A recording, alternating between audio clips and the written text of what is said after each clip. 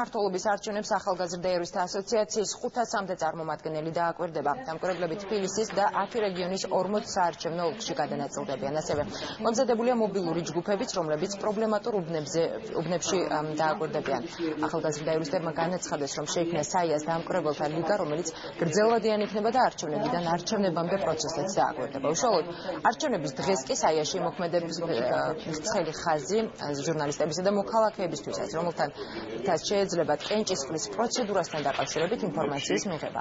არჩევნების დღეს იურისტთა ასოციაცია 4 ბრიფინგს გამართავს. გვეყოლება დაახლოებით 500-მდე დამკვირვებელი, აქედან 400 დამკვირვებელი იქნება სტატიკურად უბანზე გათავსებული, რაც ნიშნავს იმას, რომ უბნის გახსნამდე ეს დამკვირვებლები გამოცხადებიან იქ და იქნებიან მანამ სანამ არ შედგება კენჭისყრის შემაჯამებელი ოქმი. ანუ მთელი პროცედურები იქნება ჩვენი დაკვირვების ქვეშ და ცხადია ჩვენი მთავარი მიზანი არის ის, რომ დავეხმაროთ საარჩევნო ადმინისტრაციას და ზოგადად ყველას, ვინც ამ საარჩევნო პროცესებში მონაწილეობს, რომ არჩევნებმა ჩაიაროს მშვიდ სამართლიან გარემოში, დარღვევების გარეშე. დამკვირვებელთა ლიგის უმთავრესი მიზანი არის, რომ ახალგაზრდობა და საზოგადოების მთლიანი ნაწილი ჩაერთოს უფრო აქტიურად არჩევნებიდან არჩევნებამდე, რომ არ იყოს წვეტა.